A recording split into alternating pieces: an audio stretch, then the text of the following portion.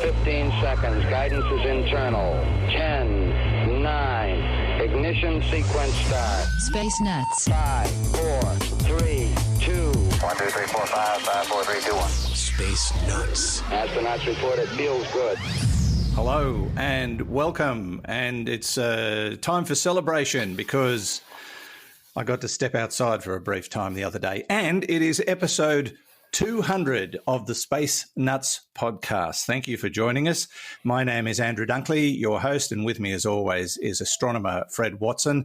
Great to have your company, Fred. Congratulations, 200 episodes. I can't believe it. No. I know. And guess what we're doing that's special today? Nothing. Well, we're doing another one. No, we're celebrating in true Space Nuts fashion by just doing what we always do. You know, we're rising to the adequacy that we're renowned for. Do you think it gets as high as that? Adequacy? I mean, that's a pretty high bar. It's a very high bar. Yeah. Yes. How are you going anyway? How are you coping with everything? All well, thank you, Andrew. All going well here. We look so we're about to get some rain here in the fair city of Sydney, so that'll be good because we always need the rain. Yes. Of course, we're all indoors, working from home, all the usual stuff, but it's going pretty well. I cannot believe how fortunate we are compared with the situation that some people find themselves in. And indeed, yeah. Our hearts go out to all of us folks. Yeah. Indeed. We're pretty lucky. We're in a fairly isolated part of Australia, so we don't have the number of people and the number of cases and the amount of traffic moving in and out that some places have. But seeing the pictures of cities that have ground to a halt is just stunning vision to see places that usually got thousands of people and logjam traffic being just completely barren is it's a mind-blowing vision, isn't it? Very strange. Great for the environment. Oh, yeah. Well, speaking of which, there's a story this week about the hole in the ozone layer having closed up completely, and people are saying, that's because we're not doing anything at the moment. There's no pollution. No, it's a natural phenomenon. It was caused by an Arctic vortex, and it's now closed back up. But it was the biggest hole they've ever recorded over the Arctic in the ozone layer, apparently. And it's closed up naturally, which is great news. Indeed. Now, today, Fred, on episode 200 of the Space Nuts podcast, just in case you forgot what you were listening to, we're going to look at a failed galaxy. This is a galaxy that is having a bit of trouble breeding. Basically, it's having problems producing stars. So we'll talk about that. And one of the key situations facing the next mission to Mars with the new lander and rover that they're putting down there and its quest to look for ancient life is finding the right spot. That is imperative. And they think they've found it. So when we land on Mars, Perseverance may well go to this place. We're also going to look at a memo that has been doing the rounds on Instagram. I don't know if you saw it, but I spotted it the other day, and I just have to talk about it. It's a 1966 memo, or memo, depending on what side of the planet you're from, that was released by NASA. And it was designed to help them deal with media, and it's a buzzword generator. It's just brilliant, and it's just a single sheet of paper, but there are 1,000 combinations of buzzwords with the formula that they've come up with. And David from Montreal has asked us a question about the Venusian Atmosphere, which Fred tells me is a little bit embarrassing. So we're going to talk about all those things, Fred, on this edition of Space Nuts. I will also mention we're using a new toy today. We've never used this before. It's a brand new recording system that operates through a browser interface, and it should mean better quality sound if we're doing it right. And that is the big question. But, we will carry on regardless. Fred, let's talk about this weird galaxy that's having trouble breeding. This is NGC 1300, I'm guessing, just off the top of my head. What's going on with it? It is having trouble breeding here and there. Put it that way. And let me preface this little segment with the fact that galaxies do come in all kinds of different models and different types, and there are galaxies where there really is no star formation taking place. They're old galaxies, and the reason why there's no star formation is because they've used up all the hydrogen gas that is the raw material for making stars.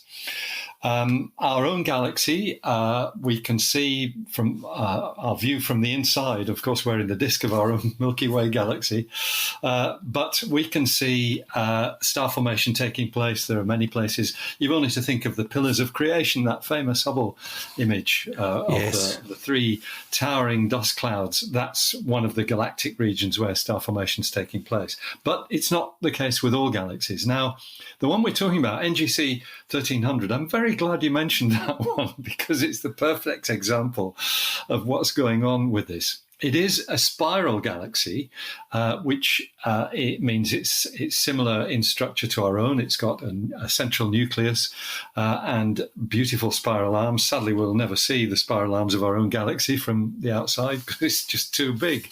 But we can see other galaxies. The spiral arms of spiral galaxies, we know, are places where star formation is taking place. Because what we see is, if you look at a galaxy and you're not looking at the individual stuff in it, you're just looking at the whole galaxy. What you see is the spiral arms are predominantly blue in color, and that comes from hot, young, vigorous, virile stars, which are sort of live fast and die young. They're very massive stars, bigger than the sun. They burn their hydrogen at a phenomenal rate. Their temperature is very high, and that's what makes them blue. So that is very typical of what you get in an active star-forming region. You get smaller ones as well, smaller, cooler stars, but it's the supergiant stars, the blue ones that really show up the spiral arms of a galaxy. And anybody who's feels like actually bringing up an image of NGC 1300, there is a beautiful Hubble telescope image. It's absolutely stunning. You can see that its spiral arms have lots of blue blobs in. There are pink blobs as well. Pink is excited hydrogen, which, just like humans, glows pink when it gets excited, but for different reasons. You can see the pink blobs. You can see the blue stars. That's all symptomatic of active star formation.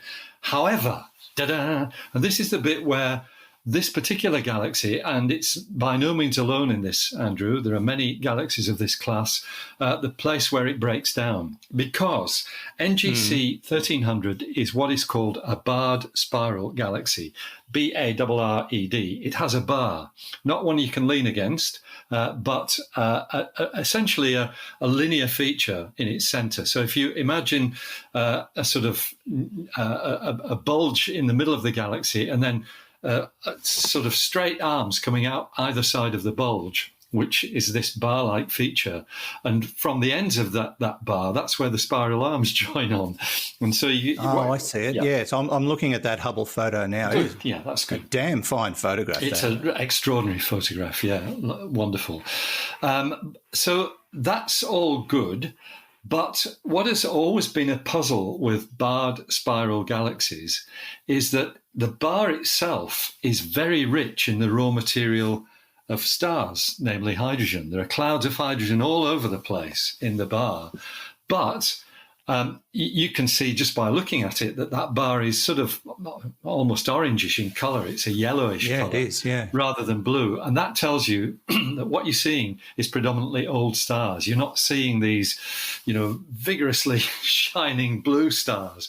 So even though you've got the raw material there to make new stars, you're not seeing them. You're just seeing a population of old stars, which are kind of tired. It's a galactic nursing home. Indeed it is, but it's a galactic nursing home surrounded by, everything that you would need to make it a galactic nursery. Well, in that case, what we're looking at is a COVID-19 galaxy because all the old people are stuck inside and the young people are outside looking through the windows. Yes, and not able to do anything. That's right. So what is the secret here? I think we can draw all kinds of analogues here, none of which really make any sense, but that's all right. It is.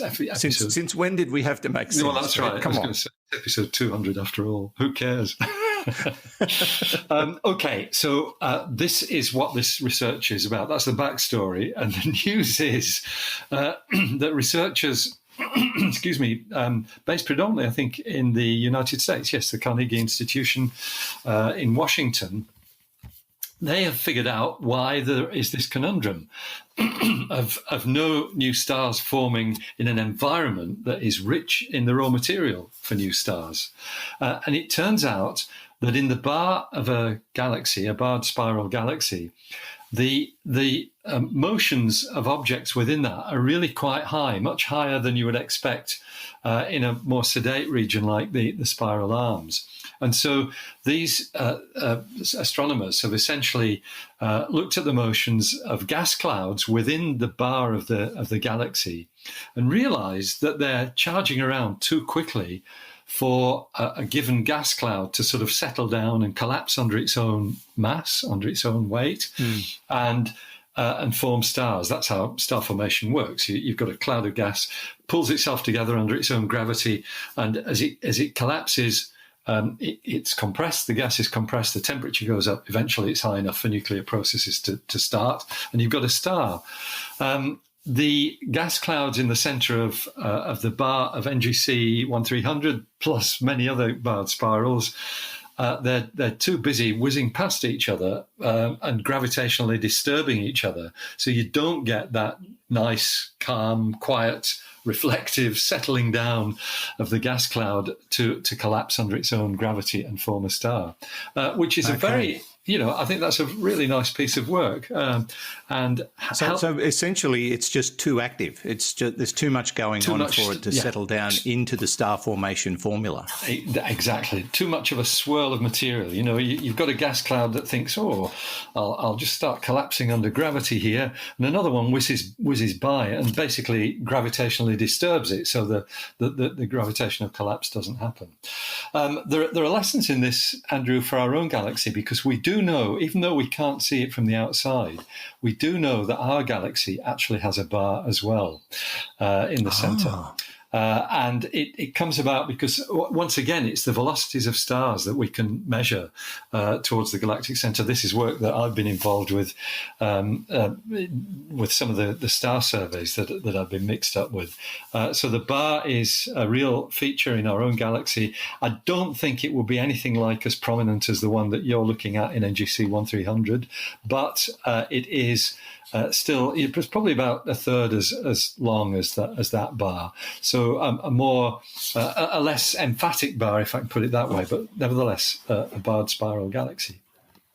Fantastic. And then this sort of reflects on the discussion we were having last week about Hubble's 30th birthday.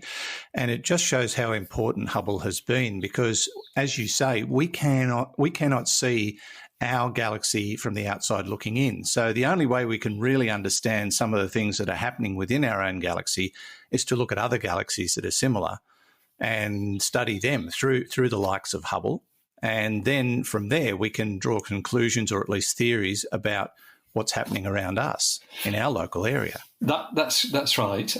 We of course have tools that allow us to make measurements in our own galaxy. That, for example, that, as I said, the idea that we have a bar in our own galaxy comes from the measurement of the positions and velocities of stars. But we do have techniques, even though we cannot see visibly what our galaxy looks like, by using radio waves, and of course that's what radio astronomy is all about. We can actually penetrate the dust and essentially see what the structure of the galaxy is. That's how we know our galaxy has spiral arms. Fair enough. And then we get an artist's impression, of course. Indeed. Because we can't take a photo of it. All right. You're listening to Space Nuts, episode 200. Now, let's take a little break and find out more about our sponsor, ExpressVPN, rated #1 by TechRadar. This is the one I use. I've been using it for a couple of years and I love it. When I joined ExpressVPN, they were brand new, new to the market, but I read a lot of reviews and did a lot of comparisons. And there was just something about their business model that I particularly liked. And a couple of years down the track, honestly, can't complain. Their interface is very easy to use. Their service is second to none. I've had to contact them a couple of times about certain things that I wanted to do, and they were brilliant. So you may be wondering why I do need a VPN at all. It's all about privacy. Do you really want big tech companies, governments, and others knowing what's going on with your online activity? Even if you're having nothing to hide, it just feels downright creepy. I think you'll agree. And governments are getting more and more interested in what you're doing every day. And so, yeah, protecting your privacy is what VPN is all about. And how often do you run across websites that you want to get information from only to find that they're geo-blocked? This is becoming an increasing problem, but ExpressVPN solves that problem for you. Now, if you go to our special URL, you'll see quite a list of things this service can help you with, things you may never have thought of before. As I say, it's the one I use, secure, fast, and it just works. So protect yourself online today and find out more about how to get 3 months free at tryexpressvpn.com/space. That's tryexpressvpn.com/space for 3 months free with a 1-year package. Try expressvpn.com/space to learn more, and you'll find the link details in the show notes and on our website. Now, back to the show. 0G, and I feel fine. Space Nuts. This is Space Nuts, episode 200. Andrew Dunkley here with Professor Fred Watson, and thank you for joining us for episode 200. We're not doing anything too special because, well, this pesky virus got in the way of any sort of celebratory plans that we might have had. But we will catch up. We will do something special. You know, we'll just redo 200 in another 100 episodes or so. Now, I'd like to say thank you to our patrons, and I'm very pleased to see that our patron levels have been steady during this COVID-19 situation where so many people are hauling back their spending. So thank you for supporting the podcast and making it a part of your life and actually putting a few dollars in our bucket every month to support the podcast. It's so greatly appreciated. And if you would like to look into that, it's not mandatory. You can do that at patreon.com/spacenuts. You can go for $3 a month, $5 a month, $10 a month. There are all sorts of levels, and it gives you access to bonus material and an early commercial-free edition of the Space Nuts podcast. So patreon.com/spacenuts. Now, Fred, let's move on to our next topic, and this is one I'm getting super duper excited about because we talked about the forthcoming mission to Mars and the naming of the rover, which is Perseverance, and we most recently spoke about the helicopter that will be attached to Perseverance that will act as kind of a pathfinder for the rover to maybe point it in the right direction. But one of the important things about this mission, which has been tasked with finding ancient life, is finding the right spot to land. If they get that wrong, all bets are off. But there's a study being released that may have found the spot. That's correct, Andrew. We already know that the target area for Perseverance, when it lands on, I think, the 18th of February next year is the target date. And as far as I'm aware, everything's on track despite COVID-19. That's all about the fact that if you're going to send a spacecraft to Mars, there are only certain launch windows that you have available. And the one that has been selected starts on, I think it's the 17th of July, and lasts for about 3 weeks. So if they miss that, then it's another couple of years or so before you can do the same thing. So Perseverance is, I think, as far as I understand, currently in final stages of assembly, indeed, with its helicopter screwed on the underside, and will launch. Blue tack. It's blue tacked. Of course, I forgot the blue tack. That's right. Yeah. Hopefully, it's got a few sticking plasters on as well, just to make sure. Yeah. Its launch and journey to Mars, we hope, will be trouble-free. But the target site was selected, I think, probably about a year ago. I think you and I spoke about it then. And it's a place, and I think it's pronounced Jezero. It could be Jezero, but I think it's Jezero. A crater on the planet Mars in the equatorial region of Mars. And the reason why that crater was selected is that we know from studies by the various imaging, surveying, orbiting spacecraft around Mars that actually send back images of the surface in great detail. Mars Reconnaissance Orbiter, the current one, with its high-rise camera that can show detail down to, it's a matter of a meter or so, a few meters, I think. We know that crater has a river delta in it. So at some time in Mars's past, there has been a river flow, which has actually looks as though, the images I've seen, it looks as though that river flow has sort of penetrated the crater wall and then formed a delta in the valley of in the body of the crater itself. So that is sort of preserved in the geology. You can see delta-like features in the rock formations there. But what has come to light, I guess, in research that's just been published, and this comes from the Stanford School of Earth, Energy and Environmental Sciences in the United States. It's that this is kind of, choosing a delta is not just a lucky choice. It has real strengths, let me put it that way, real strengths in being a good place to look for evidence of past life. And it's because of what we know about river deltas on Earth.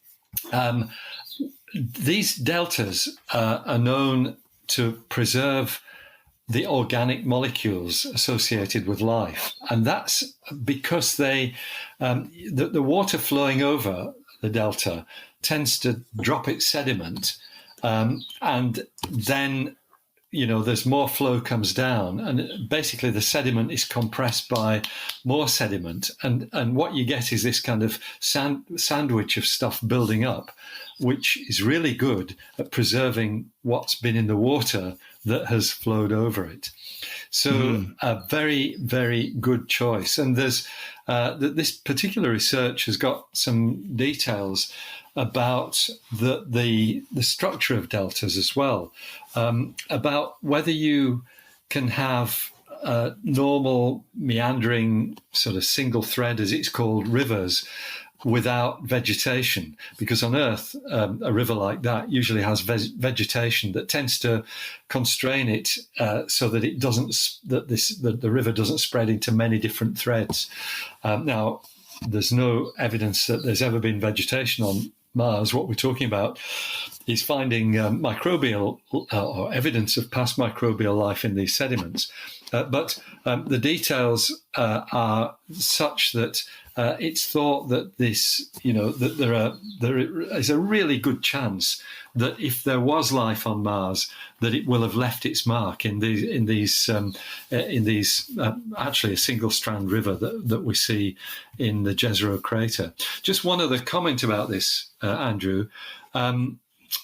There's this particular group of scientists believe that the delta took at least, they say, 20 to 40 years to form, but that formation might have been discontinuous, and they suggest it might have been spread out across 400,000 years.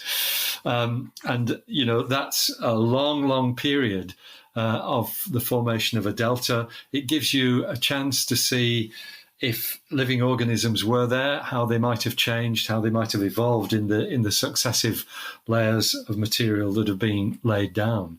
So it really is, it's a really interesting place. And like you, I can't wait to see results starting to come back from the crater. Okay, I'm going to ballpark it, or ask you to. What's the percentage odds of them finding evidence of ancient life? Well, are you willing to give us a number? To be honest, anybody's guess is as good as anybody else's. All we can say is that wherever there's water on Earth, apart from one place that you and I have spoken about, wherever there's water on Earth, there is life. There are living organisms in it. And we know that there are organics on Mars. We know that there are carbon-containing molecules on Mars. I think that it's better than 50%, Andrew. That might be going out on a limb, but I think there is a really good chance that we'll find evidence. One of the things that Perseverance is designed to do is to grab a kind of cache of Mars samples and store them for return to Earth by a future mission. So in a sense, Perseverance is the first part of a bigger mission, which will bring samples of Martian soil and rock back to the Earth so that they can be analysed in more detail than you can do with a vehicle-sized rover, which is all we've got at the moment. So it's possible that it may be some years down the track before we know the answer to this, when we do get these things in the laboratory and can actually subject them to all the analytical resources that we have at our disposal. So don't hold your breath, but I still think there's a good chance that we might eventually find evidence of life on Mars. And is it possible, let's assume they find evidence of past life and they do get a sample and we eventually test it, will they be able to get down to perhaps a DNA level? Will they be able to compare it to life on Earth and see if we're all of the same source or if it's a completely independent creation of life? Yeah, I think that will be done, certainly. It's the sort of DNA sequencing kind of thing, the genome structure. But it might need to be done on Earth rather than on a portable sequencing lab on the spacecraft. I don't think there is one. No, but there is equipment on board that will that will at least give us signs, I hope, of whether there was life there. Fingers crossed, yeah. And it is super exciting. I mean, this is probably one of the most significant missions since, I don't know, was it Viking that they sent up there? In 1976, that's right. They were looking for signs of metabolic processes, and they got a positive result, which has always been disputed. So that's still, it's still a matter of controversy about the Viking results. Okay, well, we'll watch with interest, but it's getting ever closer, and that landing happening in February of 2021. You're listening to the Space Nuts Podcast, episode 200, with Andrew Dunkley and Fred Watson. Roger, your labs are here also. Space Nuts. Now, Fred, as I do every week, the YouTube follower count, and it's 1,220 now. It has really jumped in the last week or so. I think an extra 2 people, or might be 20. But no, that's great. If you are a YouTube subscriber or a YouTube user and you'd like to listen to the podcast via YouTube, it's pretty easy. Just do a search for Space Nuts on YouTube, or you can use the URL youtube.com/c/Space Nuts, and you can listen to all of our back catalogue right up to the latest episode of Space Nuts on YouTube.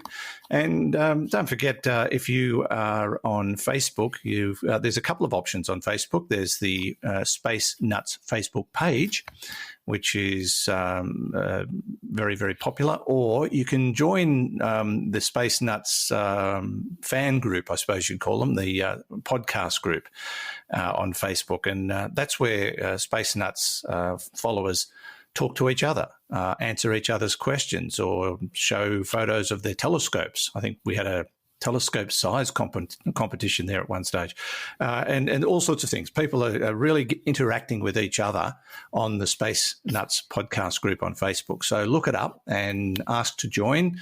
I'm the administrator, and I say yes to everybody. So it's that easy, and it's well worthwhile. Now, Fred, before we get to our lonesome question today, we just have one that we're going to tackle. I was on Instagram the other day, and there was this wonderful photograph of a memorandum that was published on the 10th of October 1966 by NASA in Houston, Texas, and it is called a Buzzword Generator. And what they were basically doing was looking at ways of getting information out that made it sound like they were really on top of things. This thing was, I think, designed to kind of fleece the media at times. I get that impression of it.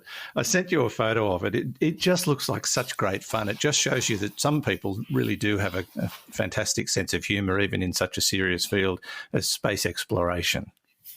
Absolutely, it's fantastic.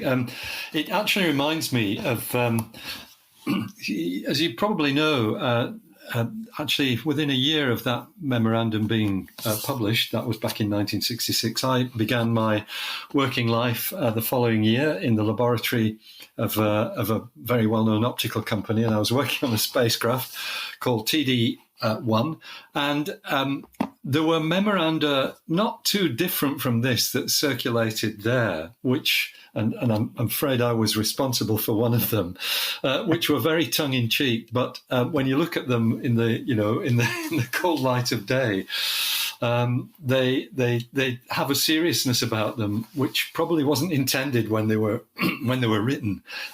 Excuse me. So the Buzzword Generator, fantastic idea. Set up 3 columns, each of which has 10 words in it, and the idea is to just grab a number and put whatever number of, a 3-digit number. So if you had, for example, 257, and take the numbers from the first, second, and third columns, that gives you systematized logistical projection. And that is brilliant. What a great buzzword. It sounds like such forward thinking and achievement, and really doesn't say much at all in the scheme of things. I tested it last night. I just went with 777. 777 is synchronized incremental projection. Yeah, that's great. But the way it works is, I think there's like 1,000 possibilities. Yes, there would be. That's right. Yeah. So you could just come up with any, like if you went 000, it'd be integrated management options. Yes. Which I think they still use today. Yeah, they do. Actually, it's absolutely true. A lot of these, when you produce them, exactly, total digital mobility there. That's 143. That is total digital mobility is something that we probably use every day, and it has a meaning. Indeed. I think 38. 38. Well, I've lost the third one. 387. Parallel third generation projection. Yeah, very, very nice. You can have a lot of fun with this, and obviously they did, but it was sort of, I think it was a bit tongue-in-cheek, but I think it was also designed to kind of give them an out if there was something they couldn't really tackle. Yes. Just use the Buzzword Generator. And what I love about it is it's not on a computer. It's not something that you put into a Facebook page and get an answer for, which a lot of people do these days. This one was on an A4 piece of paper, and you just picked the numbers and randomly came up with the combination of words to demonstrate your knowledge or lack of. I think that's how it worked. And I just think it's fantastic. I think it's a heck of a lot of fun. Yeah. It's out there doing the rounds on Instagram if you're an Instagram follower. And you can find it at our Instagram page is Bytes HQ. I've discovered BITESZHQ. There you go. Because it covers all our podcasts. So bytes.com is the basically the headquarters of all our podcasts, including Space Nuts. So if you're an Instagram follower, try and find Bytes HQ, and you'll be able to have a look at this Buzzword Generator because it's got compatible incremental programming. Absolutely. I love there are notes provided with the tables of words. And the final one is the important thing that the Buzzword Generator provides the user with the perfect aid for preparing anything on the subject of spaceflight. Automatically, you have 1,000 different combinations, all of which will give you that proper ring of decisive, progressive, knowledgeable authority. We should be using it on Space Nuts. We should. I'm going to save it up and we'll chuck one in occasionally. because we do need functional digital capability. And goodness knows we also need decisive, progressive, knowledgeable authority. We do. Yes. Now, Fred, let's move on to. We've only got the one question this week, but this one is probably one that's going to require a little bit of heavy lifting. This comes from David Fortin in Montreal, in Canada. Canadians hate it when I call it Canada. Oh, well, I don't know why. Quite rightly. I think we had a prime minister who once called it Canada. Yes. Hi, guys. Hello from Montreal. Love the podcast as always. I hope you two are still healthy and continue doing your show forever. That's the plan. I have a question which, for once, is not related to black holes. Funny that. I read an article about the higher levels of nitrogen present in the atmosphere of Venus. This is a great subject by itself, but it made me wonder something about Venus's atmosphere. So I hear the pressure on Venus is the equivalent of being about a kilometre underwater here on Earth. If you could survive the extreme environment of Venus and were to be dropped on it, from high up in the atmosphere, would there be a point where you would just float in midair, since the density of your body is lesser than that of that part of the atmosphere? I'm obviously not a scientist. Thanks a lot, David. David, you're more of a scientist than me. I wouldn't have even thought of that, but it's a great question, as always. Would you stop falling and just sort of float midair because you're lighter than the atmosphere itself? Okay, this question has caused me some embarrassment, Andrew, because so I'm obviously not a scientist either, from what you're about to hear. So this must not go beyond these four walls. I won't tell anybody. Although I've already blown it, unfortunately, because I said something to this effect on the weekly space hangout with Fraser Kane that I was invited on last week. So, you can hear me making a fool of myself there. Fortunately, my fellow guests on the show were very kind and just let it go. What I did when I looked at the question from David in Montreal, I looked at a plot of the way the density of Venus's atmosphere changes with height. And I thought, that's great. That's plots there. The density falls to 1 at a height of about 60 kilometres above the surface.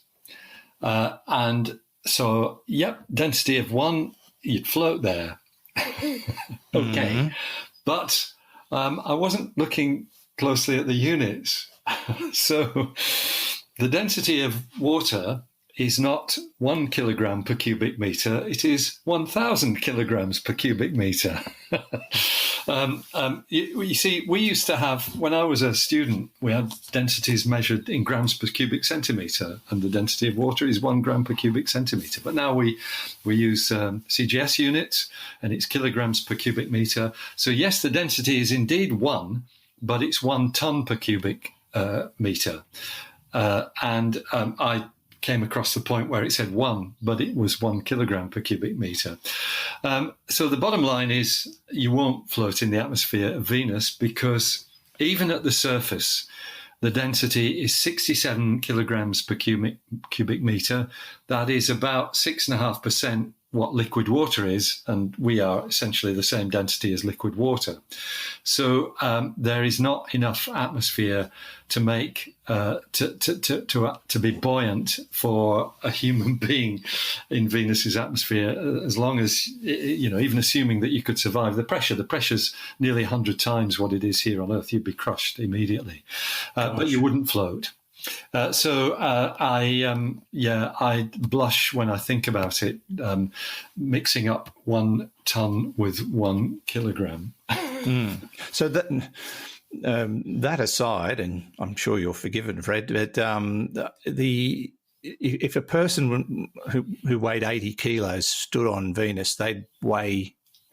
It actually weigh pretty well the same, because because the what determines your weight is the gravitational pull, and Venus is about the same size as the Earth, so would have a very similar gravitational okay. force. So I'm mixing it up with pressure by the sound of it. So the critical thing is density in whether you'd float in an atmosphere or not. So really, you'd probably only float in an atmosphere that was liquid, or without gravity. That's right. I mean, if the atmosphere had sufficient density, there's a good chance that it would be a liquid by then. That's right. Yeah. I mean, we have spoken about planets or moons where the velocity required to get off is very minimal, and I think there was one. I can't remember where we were talking about. But you could get off by riding a bike at 40 kilometres an hour, wasn't it? That's Phobos. Mars is more in Phobos, Escape velocity 40 kilometres per hour. Which is the fastest I've ever had a push bike up to, I think I said. Good, and so I could get off Phobos. Yeah, you'll be all right. Well, maybe not now because I was 16 then. I'm a little bit older. I don't think I could pedal that hard anymore.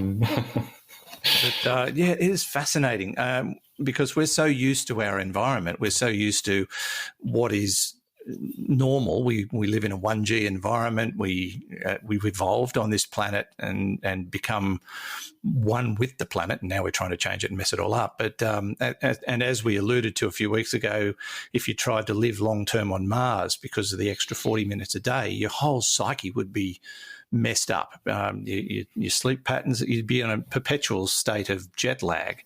Yep. And you wouldn't just suddenly adapt to it. And anyone who's had jet lag knows how weird it is. Just imagine being in that state of mind all the time. All the time, yeah, that's right. No, you're absolutely right, and that's why questions like this are great questions, because they highlight just the diversity of environments in our solar system, but of course in the universe at large, where some environments have got black holes where you're bending gravity to such an extent that you get spaghettified. In the solar system, environments are a bit more modest than that and nowhere near as harsh, but still such an enormous variety. Even thinking about Mars, when Perseverance is sitting on Mars, it will be experiencing round about 1/3 of the Earth's gravity. So nowhere near as heavy as it would be on our own planet. And that, of course, we talked about this in relation to the helicopter last time. And that lower gravity is going to be a problem for astronauts who visit Mars in the future, and I'm sure that will ultimately happen. But their centre of mass will change, and we witnessed that with the Apollo missions. All the astronauts fell over on the moon. Because their centre of gravity was in the wrong place, and they just stumbled time and time again. It must have scared the willies out of the people on the ground, because the danger of tearing the suits or something like that must have been quite real. And I imagine on Mars, with 1/3 Earth gravity, they're going to run into the same problem. Similar, yeah. But actually, what changed the centre of mass was all the kit on their back. So the centre of mass is not changed by the lower gravity, but you're not stuck onto the planet as firmly. So that's true. It's much easier to lose your footing, and especially if you've got all this stuff on your back. That's. And Buzz Aldrin described walking on the moon as walking through thick talcum powder. It was very, very slippery, and that created even more of a problem. I think that's right. But we've all seen the footage of astronauts falling over and flat on their faces. But they actually had one mission where one of the experiments was to develop a technique for getting back up. Yes. And it was sort of flippy. You kind of did push-ups and flipped yourself back up onto your feet. I've seen footage of it. It's really impressive. Which you can do in 1/6 gravity as you've got on the moon. Yeah. Yes, you can't do it on Earth. Well, some people can, but I'm not one of them. No, I'm not either. It takes me all my time to stand up Fred, these days. Yes, indeed. This has been great fun, and I know it wasn't the most auspicious episode 200 of Space Nuts, but we certainly do hope you enjoyed it. And don't forget to visit the Space Nuts website. It's bitesz.com. That's bitesz.com/Space Nuts, where you'll find all our back episodes. You can catch up with the Comet Atlas episode, which we did a month or two ago, the WASP 76b episode. That got a lot of people talking. But you could go right back as far as you like. All 200 episodes on our website, and plenty more too. We put lots of material there. Oh, there's a big book cover there that I slightly recognise, and all of our bits and pieces, the t-shirts, the mugs, the caps, the stickers, a full catalogue of polo shirts and whatever else on the Space Nuts website, bytes.com/space nuts, if you're interested. Fred, as always, it's been super duper fun. Thank you so much. And congratulations, sir, on putting up with me for 200 episodes. Oh, look, it's a pleasure, Andrew. The Space Nuts has taken on a life of its own, and a lot of that is due to your sparkling personality. So it's been great, and we will continue, hopefully, for another 100 or so episodes. Who knows? Another 200, maybe 1,000. Don't put a number on it. People might get upset. No, we'll see how we go, though. We'll just keep going till we can't. We can't, that's right. Good on you, Fred. Thanks so much. Yeah, take care and speak soon. Fred Watson, Astronomer-at-Large, part of the team here at the Space Nuts podcast, Mission Control. And from me, Andrew Dunkley, thank you for your support for however long you've been listening. Some people who found us late started from the beginning and caught up. Some are sort of catching up from the middle onwards and going backwards. Whatever it is, we appreciate your support of the Space Nuts podcast, and we look forward to your company again in the next episode. Space Nuts. You've been listening to the Space Nuts podcast. Mission complete, Houston. Available at Apple Podcasts, Google Podcasts, Spotify, iHeartRadio, or your favourite podcast player. You can also stream on demand at Bytes.com. This has been another quality podcast production from Bytes.com.